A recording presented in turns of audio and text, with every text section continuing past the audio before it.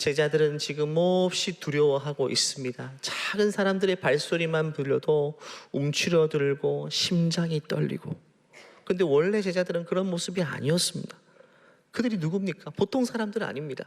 불과 얼마 전까지만 해도 예수님을 3년 동안 쫓아다녔던, 함께했던, 오병이의 기적을 눈앞에서 목격했고, 예수님 말씀 한마디에 풍랑이 잠잠해지고, 죽은 나사로가 배를 녹여맨 채 살아서 무덤에서 걸어 나오고, 이게 3년 동안 기적이 일상이 된 삶을 살았던 제자들입니다. 그런데 지금 당면한 이 두려운 현실 앞에서 그 믿음은 온데간데 없이 사라졌어요. 예수님과 함께 했던 3년이란 인생이 지금 현실의 두려움 앞에 순간 증발해 버린 것입니다. 아마 이것은 저와 여러분도 마찬가지일 것 같아요. 예수님 믿고 사신 지가 몇 년 되셨습니까? 짧게는 1년 몇 개월, 길게는 여기 수십 년 동안 예수님을 인생의 주로 모시고 사신 분들 많으실 겁니다. 그런데 지금 당면한 내 현실의 문제 앞에서 그 믿음은 온데간데 없이 사라질 수가 있습니다. 두려워 떨고 마치 하나님 없는 것처럼, 다 끝나버린 것처럼 몸서리치고, 오랫동안 기도하면서 지금까지 기도 응답도 많이 경험했지 않습니까? 그 가운데 이런 고백을 했었죠. 우리 하나님은 능치 못할 일이 없다. 그런데 그럼에도 불구하고 지금 내가 겪고 있는 이 현실 문제 앞에 하나님의 능력을 붙잡지 못하고 신뢰하지 못하고 무너져 있고 넘어져 있고 주저앉은 채로 두려워 떨고 있는 우리의 모습, 지금 제자들의 그 모습이 결국 우리의 모습인 것입니다. 제자들이 문을 걸어 잠그고 스스로 은둔해 있던 이 다락방은요, 물리적인 공간만을 상징하는 게 아닙니다. 우리 인생에도 다락방이 존재합니다. 깊은 실패감, 다 끝나버릴 것 같은 좌절감, 회복될 수 없을 것 같은 그 상처, 이것이 바로 우리의 다락방인 것이죠. 그래서 우리 2주 동안 살펴보았습니다. 그런 다락방에 스스로 갇혀있는 제자들을 부활하신 예수님이 찾아가셔서 평강을 주시고 샬롬을 주시고, 지난주에는 사명을 주셨다라고 말씀드렸죠. 근데 이 두 가지 외에 예수님께서는 오늘 본문 보니까 또 하나의 엄청난 선물을 주시는데, 이미 주신 이 두 가지 선물을 재활성화시키는 엄청난 능력입니다. 그게 바로 22절입니다. 이 말씀을 하시고 그들을 향해 숨을 내쉬며 이르시되 성령을 받으라고 말씀하십니다. 여러분, 이 성령, 이 자리에 계신 모두에게 주님은 동일하게 허락해 주십니다. 오늘 이 자리를 통해 다시금 성령을 체험하시기를 간절히 축원합니다. 예수님께서 성령을 주신 그 방식을 보십시오. 성경에는 세부 묘사 하나하나가 의미를 가지고 있습니다. 예수님은 지금 숨을 내쉬며 성령을 받으라.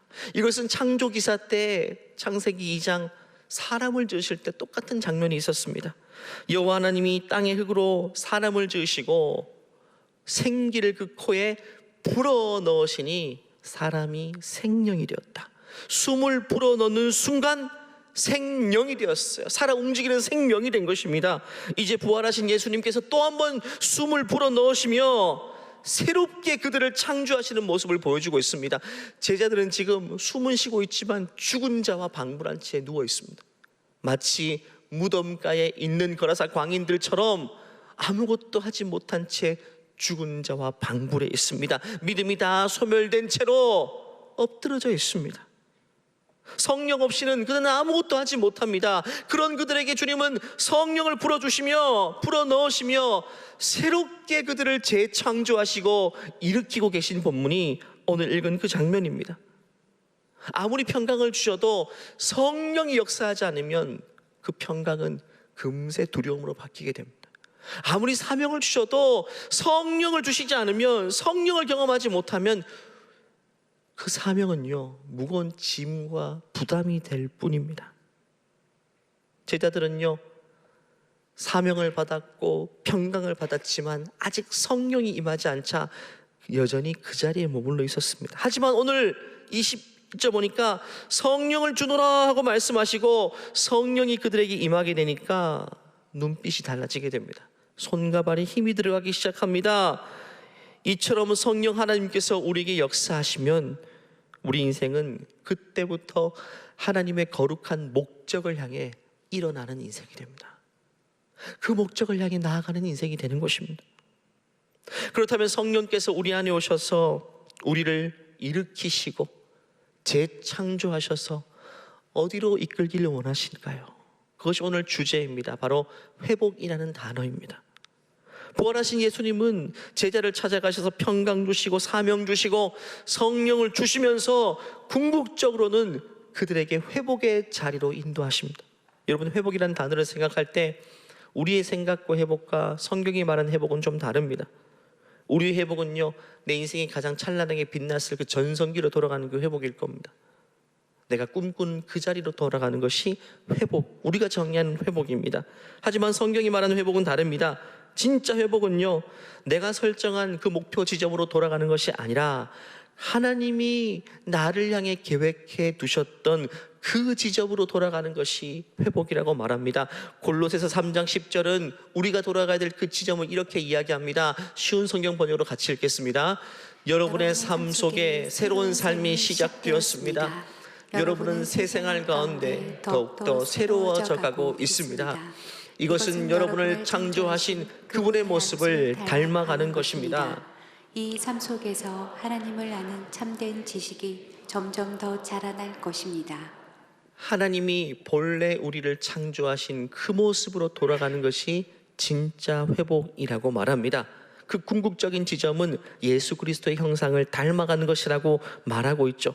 그렇기 때문에 회복의 지점을 우리가 스스로 설정해서는 안 됩니다. 우리가 우리 인생의 좌표를 찍어서는 안 되는 것이죠.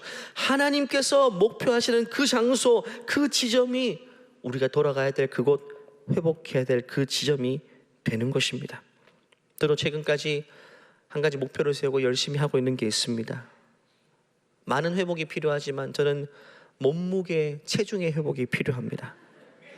그래서 목표점을 어디로 삼았느냐, 내가 돌아가야 될 지점, 고1 때 제 몸무게로 잡았습니다. 지금부터 15kg를 빼야 됩니다. 근데 도저히 안 되겠어요. 뭔가 하려고 하니까 이상하게 이 체중이요, 줄어들기는커녕 자꾸 새롭게 갱신되는 것 같아요. 이 몸이 지금 뭔가 움직이고 반응하는 것 같아요. 그래서 제가 목표를 새롭게 설정했습니다. 15년 전은 그냥 5년 전으로 돌아가자. 5kg만 빼면 되거든요. 우리가 회복을 이야기할 때 어떤 지점으로 돌아갈지를 정하는 게 굉장히 중요합니다. 우리 하나님께서 성령을 통해, 성령 하나님을 통해 우리 인생을 회복해 가실 때 그 회복의 지점은 우리가 정해놓은 지점과 분명히 다릅니다. 구약 성경 출애굽기 말씀 보면 이스라엘 백성들이 광야에서 출애굽한 다음에 광야 여정을 지날 때에 그들은 돌아가고자 했습니다. 그들이 돌아가야 될 회복 지점을 스스로 어떻게 지적했냐면, 우리가 애굽에서 종살이 노예살이 하면서 배부르게 먹었을 때, 고기 뜯어 먹었을 때 그때로 돌아가고 싶다고 회복의 지정을 한 겁니다. 그런데 하나님은 아니었어요. 하나님의 생각은 달랐어요. 너희들이 돌아갈 곳은 종살이 할 때 잘 먹고 잘 살았을 그 지점이 아니라 내가 너희를 향해 계획한 바로 약속의 땅, 가나안 땅이라고 말입니다. 하나님의 계획은 다른 것입니다. 하나님이 그들을 향해 지정해 놓은 회복의 지점은 애굽에서의 등 따시고 배불렀는 그 자리가 아니라 적과 꿀이 흐르는 땅이었습니다. 노예의 자리가 아니라 자유인의 자리였고, 속박의 자리가 아니라 해방의 자리였고, 애굽 왕 바로의 백성이 아닌 하나님의 백성이 되는 그 자리가 하나님이 그들을 인도하고자 하는 회복의 지점이 되었던 것입니다. 그렇기 때문에 우리가 스스로 회복이라고 부를 때 그것이 하나님 보시기에는 또 다른 애굽을 꿈꾸고 있을 수 있다는 사실을 기억해야 돼요. 그렇기 때문에 회복의 지점은 내가 결정하는 게 아닙니다. 그 목적지는 하나님만이 아십니다. 하나님께서 처음 우리를 향해 처음부터 계획하신 그 지점, 그 자리가 가장 아름다운 자리가 되는 것입니다. 질병에 걸려 육체의 회복을 위해 기도하는 분들이 있을 겁니다. 아마 회복의 지점을 그 직전 건강할 때 그때로 돌아가고 싶다라고 그 지점을 회복의 지점으로 설정해 놓은 분들 많으실 겁니다. 그런데 여러분, 하나님도 과연 그럴까요? 아닐 것입니다. 하나님의 계획은 그 정도에 머무르지 않습니다. 원래의 모습대로 돌아가는 게 회복이 아닙니다. 하나님은 질병이라는 통로를 통해 궁극적으로 우리 인생을 회복시키기를 원하는 부분은요, 몸의 회복뿐만 아니라 마음의 회복과 영혼의 회복입니다.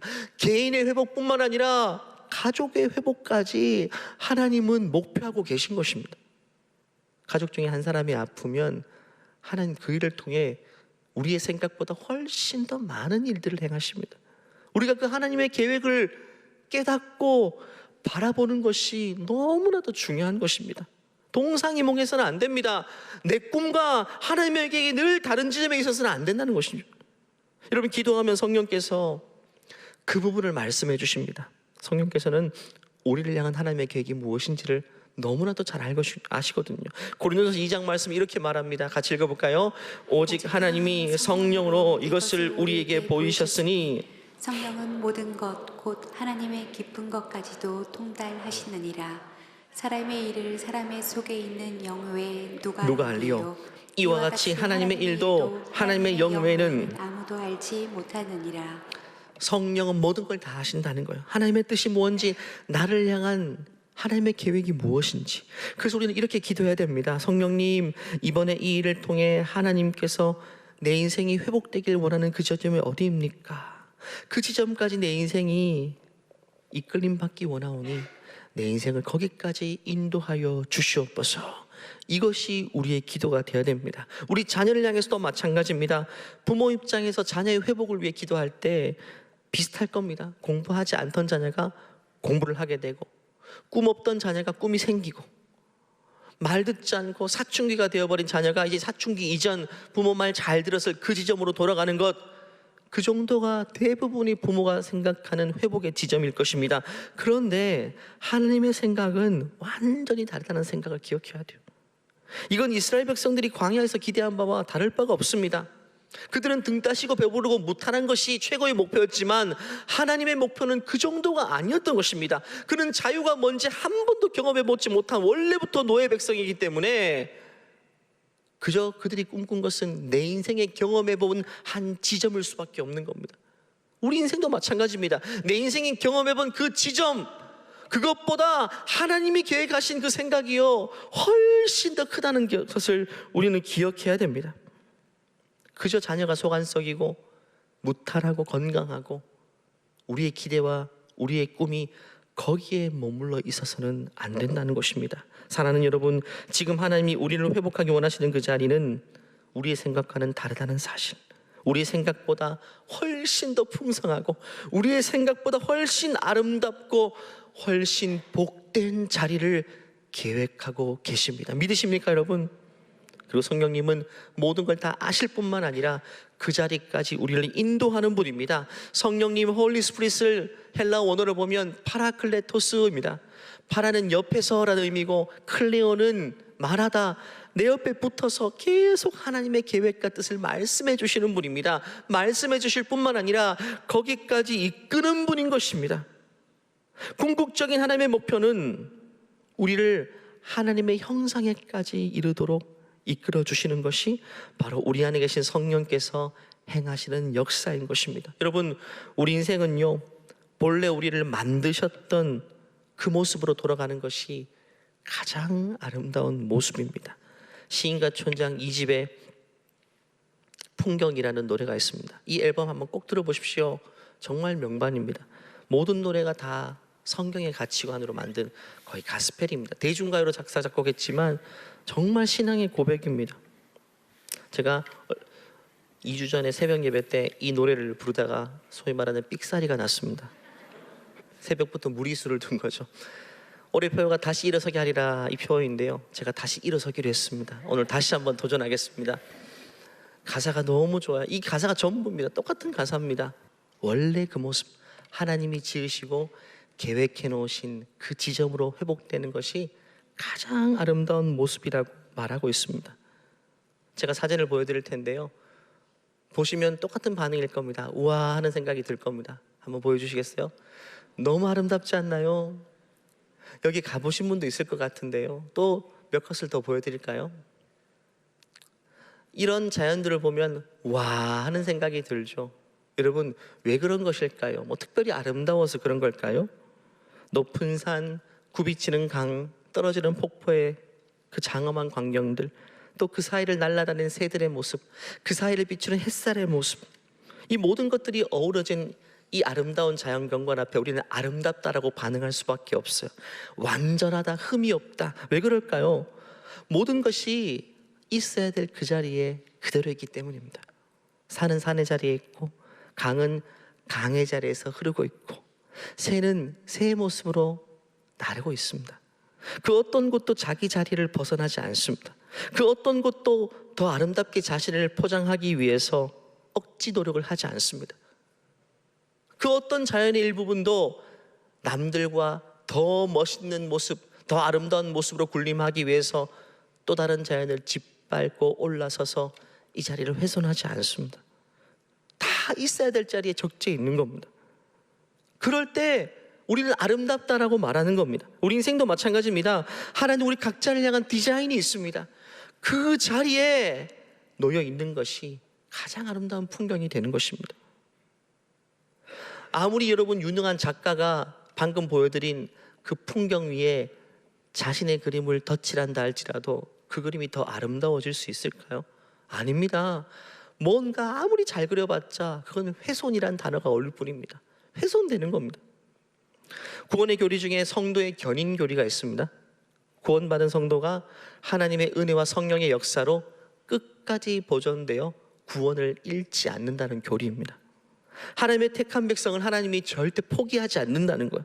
그 목표한 지점까지 회복시키시고 이르게 하신다는 겁니다. 우리가 견인차 같은 걸 보죠. 퍼져버린 자동차, 시동조차 걸리지 않는 그 자동차는 견인차가 와서 업어가지고 목표한 지점까지 가지 않습니까? 마찬가지입니다. 하나님께서 성령을 통해서 우리 안에 그 일을 행하고 계십니다. 오늘 예수님께서는요, 퍼져버린 자동차와 같이 시동조차 걸리지 않는 스스로 움직일 수 없는 제자들의 모습, 다락방에 갇혀있는 그들의 모습 가운데에 찾아가셔서 성령을 불어넣어 주십니다. 그때 성령이 임하게 되자 제자들은 깨닫게 돼요. 우리가 머물러야 될 자리가 이 자리가 아니구나. 하나님이 계획하신 자리가 이 다락방이 아니구나. 절망의 자리가 아니구나. 두려움의 자리가 아니구나. 그때 깨닫게 돼요. 예수님이 생전에 제자들에게 자주 말씀하신 게 있어요. 내가 너희를 향한 계획한 지점이 바로 이 지점이다. 마태복음 4장 말씀 한번 볼까요? 우리가 잘 아는 말씀일 겁니다. 읽겠습니다. 갈릴리 해변에 다니시다가 두 형제 곧 베드로라 하는 시몬과 그의 형제 안드레가 바다에 금을 던지는 것을 보시니 그들은 어부라. 말씀하시되 나를 따라오라. 내가 너희를 사람을 낚는 어부가 되게 하리라 하시니 그들이 곧 그물을 버려두고 예수를 따르니라. 예수님 제자들 처음 만났을 때부터 분명히 말씀하셨어요. 내가 너희를 향해 계획해 놓은 그 지점은 지금처럼 물고기 낚는 어부가 아니라 사람 낚는 어부. 너희들이 그 자리에 있을 때 너의 인생은 가장 아름다운 인생이 될 것이다 라고 말씀하셔요. 근데 그 이야기를 듣고 처음에는 제자들이 배와 그물을 버려두고 예수님 쫓았어요. 근데 십자가에서 예수님 돌아가시는 그 순간, 그때부터 두려움에 사로잡혀서 또 그들은 갈릴리로 돌아가서 배와 그물을 손에 잡고 또 물고기를 잡고 있습니다. 그것도 모자라 더 큰 두려움에 사로잡혀 이제는 그들은 배와 그물은 버려둔 채 다락방에 옹기종기 모여서 벌벌 떨면서 숨어 있습니다. 그래서 오늘 본문에 부활하신 예수님은 그들에게 성령을 불어넣으시며 그들이 있어야 될 그 자리로 예수님은 다시금 보내고 계십니다. 여러분, 성령께서는 틀림없습니다. 실패가 없습니다. 미션 임파서블입니다. 우리를 향해서도 마찬가지입니다. 부활하신 예수님이 성령을 불어넣으신 그 순간부터 제자들은 달라지기 시작합니다. 마치 퍼져있던 자동차에 시동이 걸리기 시작하고 움직이기 시작하는 겁니다. 그 결과 사도행전을 보니까 제자들은요, 다락방을 벗어나 있어야 될 그 자리에 서 있는 걸 보게 됩니다. 사도행전 2장 말씀 보니까 베드로와 11사도가 함께 서서 소리를 높여 이르되 유대인과 예루살렘에 사는 모든 사람들아, 이 일, 예수님의 죽음과 부활을 말합니다. 부활을 너희로 알게 할 것이니 내 말에 귀를 기울이라 라고 이야기합니다. 얼마 전까지만 해도 다락방에서 물을 걸어 잠그고 있던 두려움에 떨던 베드로, 나는 예수님 모른다 맹세까지 하며 3번씩 부인했던 베드로, 지금 그는 어디에 서 있습니까? 더 이상 다락방이 아닙니다. 예루살렘 한복판 수천 명의 군중들 앞에 용감하게 서서 예수님의 부활을 증거하고 있습니다. 이것이 성령의 일하심입니다. 사람을 제자리로 돌려놓는 것입니다. 회복의 자리에 이르게 하는 것입니다. 베드로는 거기서 무엇을 했을까요? 그물을 던졌습니다. 더 이상 물고기를 향한 그물이 아닙니다. 사람을 향한 그물을 던지고 있습니다. 갈릴리 바다에서 밤새 그물질했지만 한 마리도 잡지 못했던 베드로, 이제는 사람을 향해 그물을 내리자 그 한 번의 설교를 통해 3,000명이 그 그물에 걸려서 주님께로 돌아오고 있는 모습이 오늘 사도행전 2장의 말씀이에요. 성령은요, 우리 인생을 오늘 이 베드로의 모습처럼 본래의 지점으로 이끌어 주시는 분임을 믿으시기를 바랍니다. 사랑하는 교우 여러분, 성령님 오늘도 동일하게 일하고 계십니다. 우리 인생이 퍼져 있어도, 우리가 다시 옛자리로 돌아가 있어도, 우리가 두려움에 스스로 문을 걸어 잠그고 있어도 성령님은 포기하지 않는 분임을 기억하시기를 바랍니다. 반드시 우리를 이끌어 주시고 우리를 향한 하나님의 계획, 하나님의 뜻이 이루어질 수 있도록 그 지점까지 우리를 이끌어 주십니다. 여러분, 우리가 원래 있어야 될 자리에 있는 것은 결코 수고로운 일이 아닙니다. 산이 산의 자리에 있을 때 수고롭지 않습니다. 강이 강의 자리에서 흐르고 있을 때 힘들지 않습니다. 우리가 인생이 왜 힘들고 왜 번아웃되고 그럽니까? 있어야 될 자리에 있지 않고 있지 말아야 될 자리에 있기 때문입니다. 있어야 될 자리를 벗어난 그 순간부터 우리 인생의 번뇌가 시작되고 고민이 시작되고 스트레스를 받고 아프기 시작하는 겁니다. 질문 드립니다. 지금 여러분이 있어야 될 자리는 어디입니까? 하나님은 어디로 여러분이 인생이 돌아가기를 원하실까요? 이 자리에 가정의 어머니들이 굉장히 많으시죠. 하나님이 어머니의 자리를 어떻게 계획하셨을까요? 어떤 자리가 여러분이 돌아가야 될 그 어머니의 자리일까요? 지금 아마 중간고사, 기말고사 기간이죠.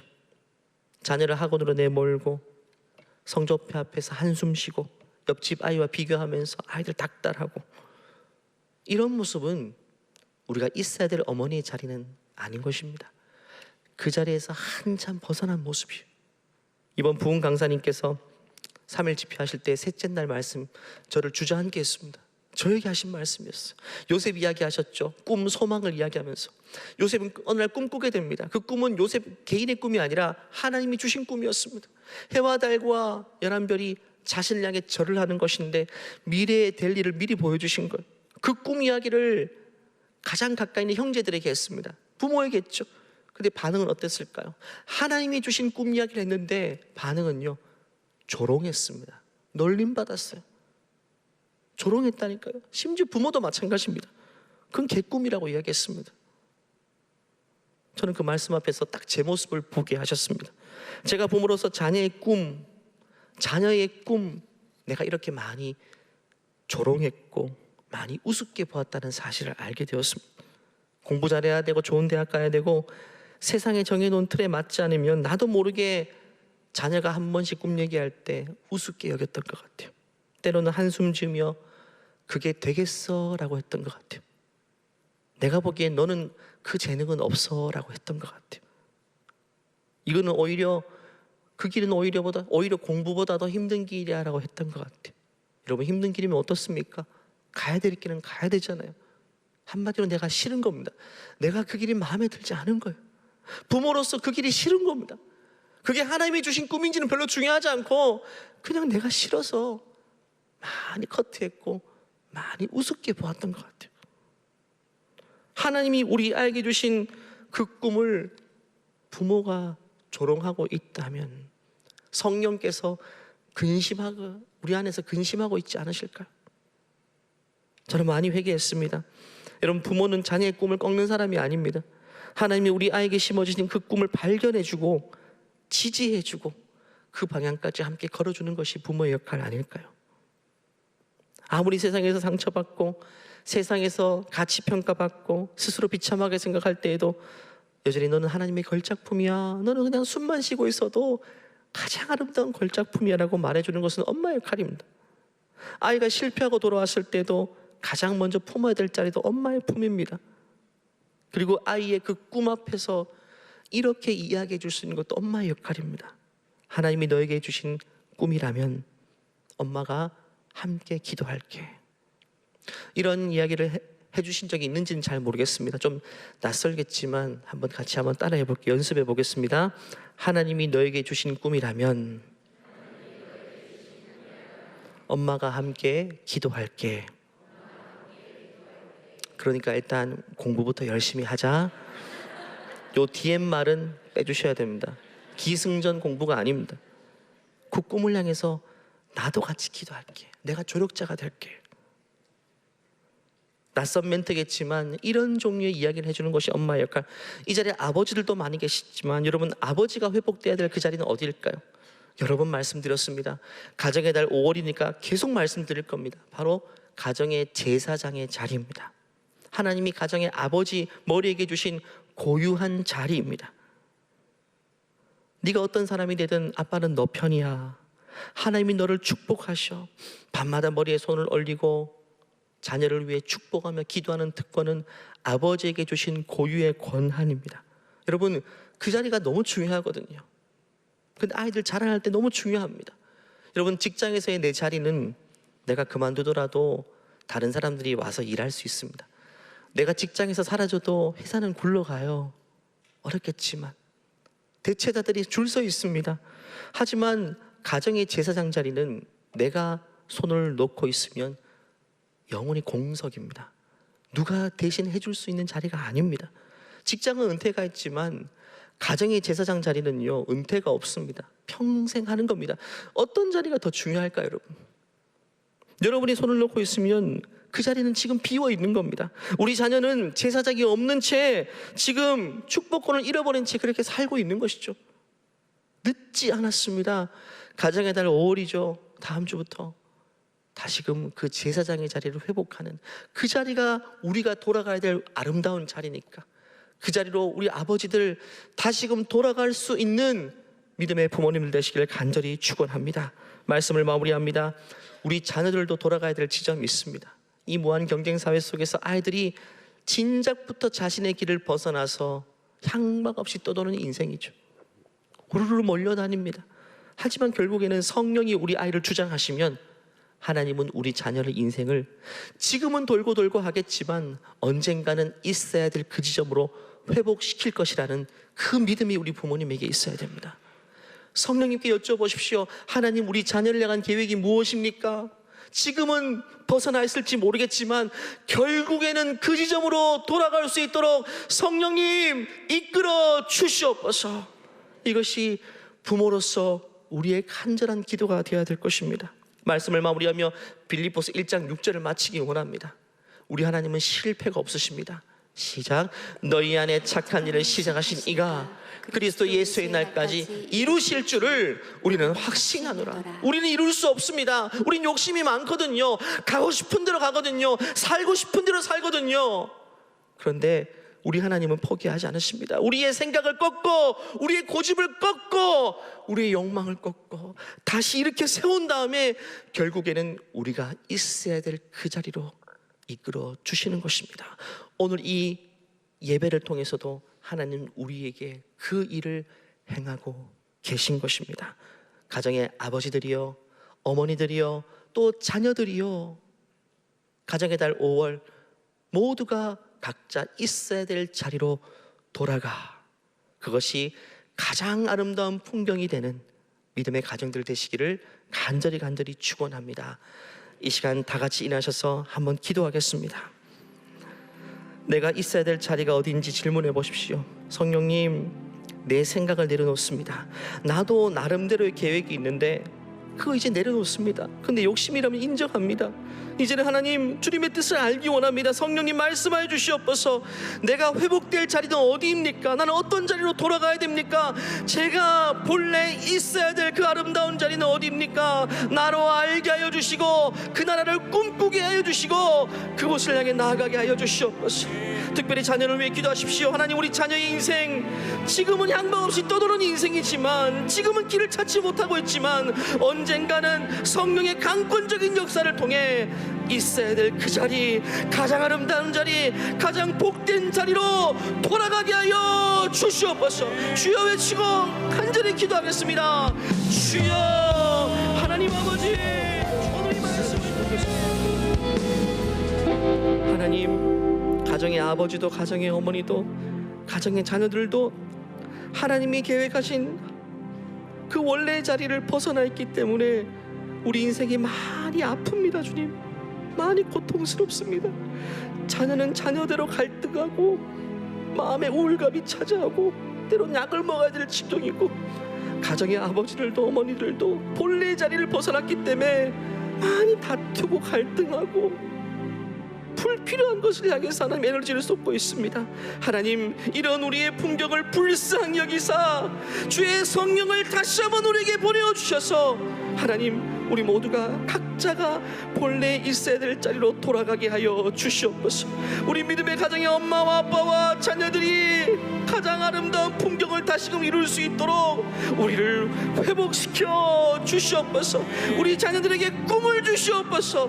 요셉으로 하여금 꿈꾸게 하신 것처럼 우리 자녀에게도 꿈을 허락하여 주시고, 그 꿈을 이야기할 때 부모가 그 꿈을 지지하고 그 꿈의 조력자가 되어줄 수 있도록 하나님, 우리를 그렇게 사용하여 주시옵소서. 감사드리며 우리 주 예수 그리스도 이름으로 기도하옵나이다. 아멘. 우리 주의 성령께서 우리를 다시금 일으키시고 우리를 회복시킬 것이라는 사실을 믿으시는 분들은 그 하나님께 감사와 영광의 박수 올려드리겠습니다. 하나님, 이 일을 반드시 이루실 줄 믿습니다. 주님, 주의 뜻을 이루어 주시옵소서. 우리 마지막으로 이 찬양을 통해 성령을 간절히 구하며 예배를 마치겠습니다. 무한 시절 지날 땐, 깊은 한숨 내쉴 땐, 그런 풍경 보시며 단식하는 분 있네. 그와 같이 너희를 버려두지 않으리. 내가 너희와 영원히 함께하리라. 우리 두 손 들고 성령을 간절히 사모하십시다. 성령이 오셨네, 성령이 오셨네, 내 주에 보내신 성령이 오셨네. 우리 인생 가운데 신 찾아오셔서 그 나라 꿈꾸게 하시네. 성령이 오셨네, 성령이 오셨네, 내 주에 보내신 성령이 오셨네. 우리 인생 가운데 신이 찾아오셔서 그 나라 꿈꾸게 하시네. 그 나라 꿈꾸게 하시네. 우리를 회복시키실 주님을 찬양합니다. 그 일을 이루실 주님을 찬양합니다. 이제는 우리 주 예수 그리스도의 은혜와 하나님의 무한하신 사랑과 우리 안에 내주하셔서 우리를 있어야 될 자리로 회복시키기를 소원하는 성령님의 역사가 이제는 가정의 엄마, 가정의 아빠, 가정의 자녀, 본래 있어야 될 그 아름다운 자리로 회복되어서 우리 가정이 다시금 아름다운 풍경이 될 것을 소망하는 하나님의 존귀한 믿음의 가정 위에 이제로부터 영원토록 함께 하시기를 간절히 축원하옵나이다. 아멘.